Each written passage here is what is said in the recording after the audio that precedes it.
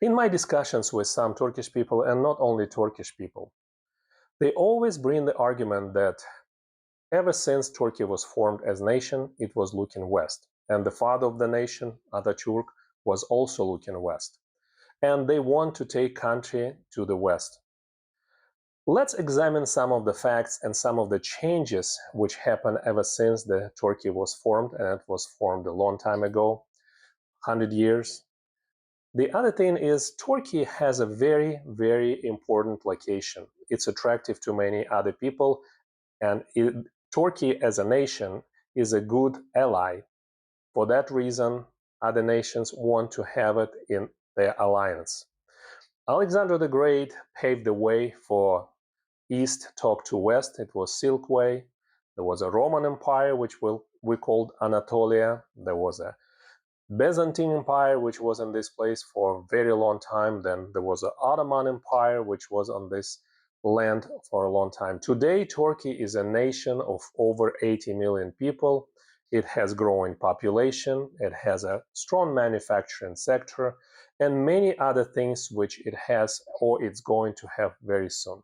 I'm Vas, welcome to my channel. Remember, you can subscribe, you can leave some comments. Please do it in a respectful manner, not only to me, but to other members also. Share this video if you find somebody who wants to hear this kind of information or wants to participate in a discussion. And give us some like if you find this video helpful. First of all, let's take a look why Atatürk was looking to the West. The country was in a location which is proximate to the West. And also, the 20th century was the century which was ruled by the West. In most cases, there was an alternative of the Soviet Union, but from the point of view of Turkey, it has some questionable ideology and it had many questionable policies. Also, it was helpful to many countries. It was donating technologies which it had. It also built all sorts of manufacturing, all sorts of energy objects, etc. around the world. But the West was much stronger in that respect. And also it had a lot of advanced technology which Turkey would want to have. After World War I, which was devastating to many countries in Europe, there was really no other play but the West, because at that time Soviet Union was still forming. It was pretty much in rubble. After World War II, there was another reason to align with the West. The West wanted Turkey as an ally in NATO because of its location, and Turkey wanted to get some advanced weapons and advanced thoughts. For that reason, again, the West was very advantageous ally to Turkey, and Turkey was ally to the West.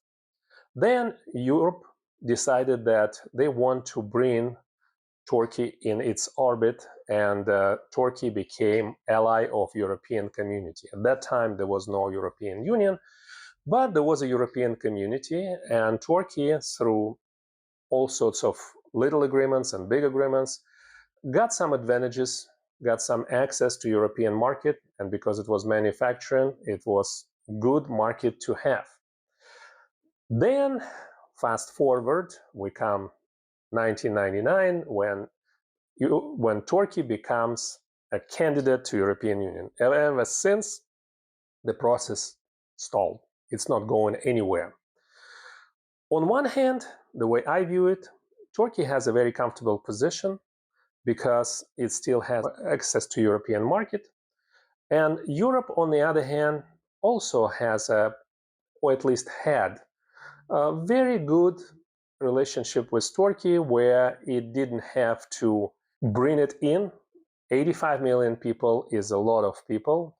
Culturally, they are also somewhat different than Europeans. A lot of them not very much different, but there are some of them who are quite a bit different. Nevertheless, so far we see that everybody is comfortable even in this position. Other countries applied to the membership and they got membership, and they applied much later than Turkey and they already got membership, and there are quite a few of those countries. And obviously many people say, well, why are they jerking us? Why European Union jerking Turkey and not inviting to the Union? But on the other hand, I think current administration understands that maybe it's not a great advantage to be there.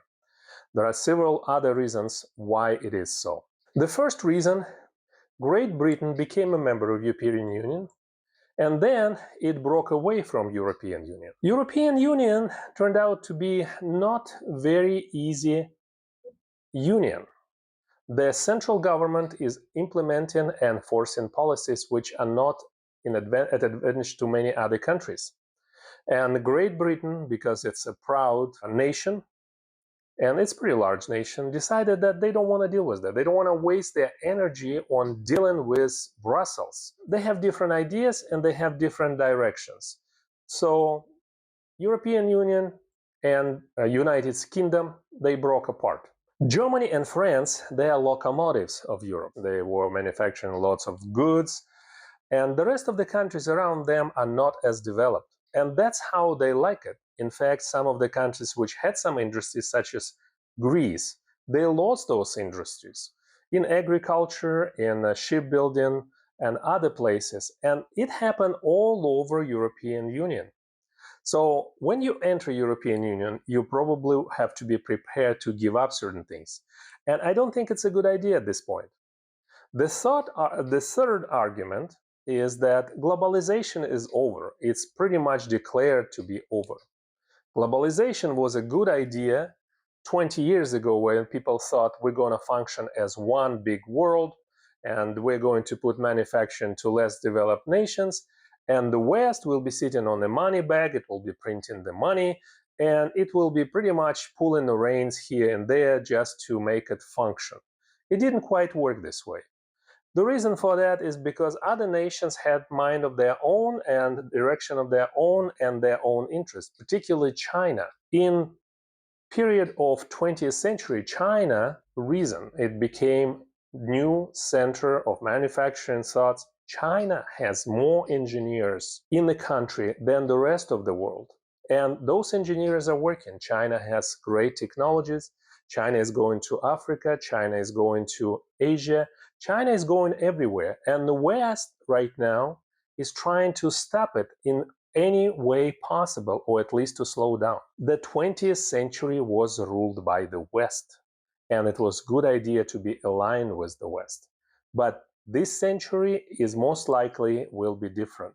I don't know how it will be different, but it will not be the same.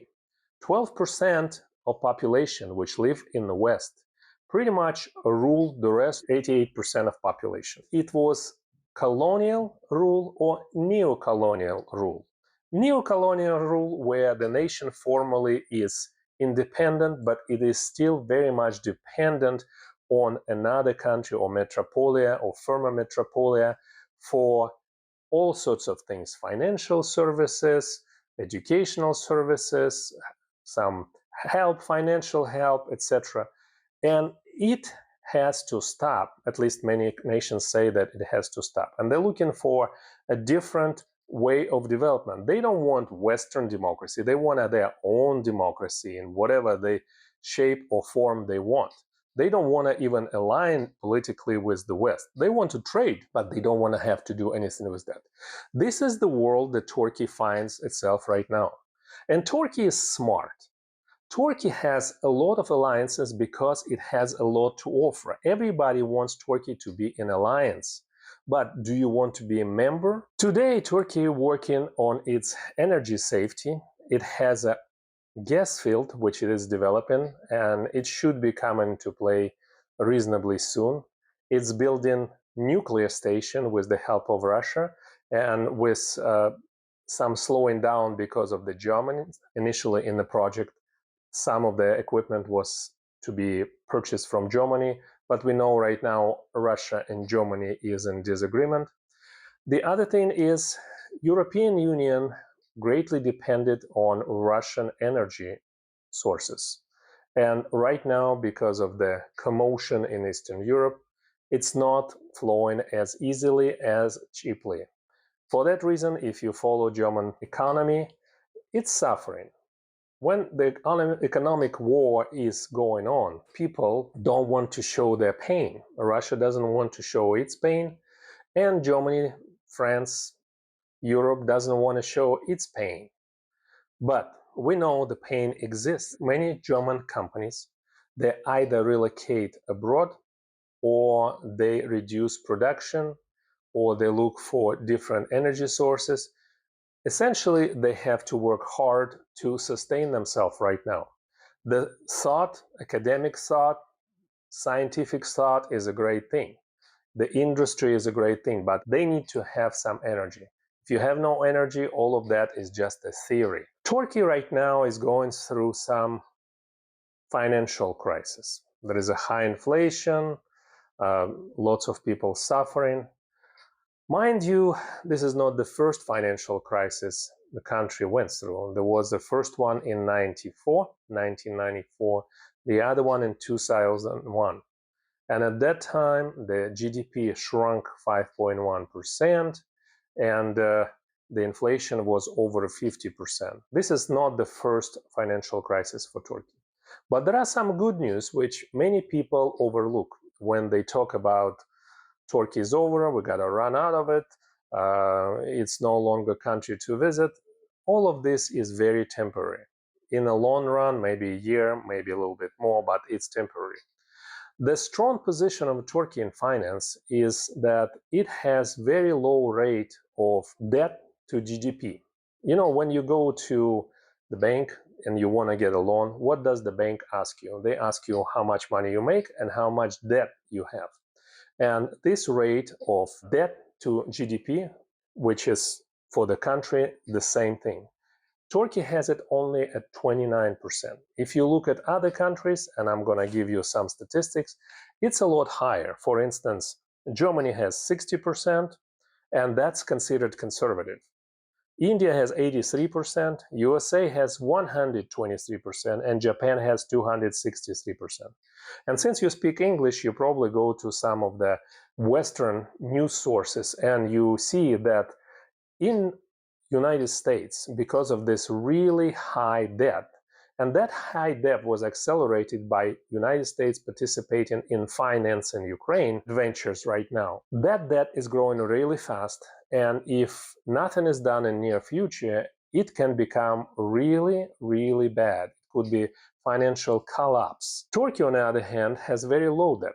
If it will restructure right now and it will fix things which it's working on, most likely it can borrow some money and really kickstart its business. For that reason, I think Turkey has right now no advantage of joining European Union. If you want to hear more about what's going on in Turkish economy right now on personal level, here are 2 videos you can take a look, and good luck.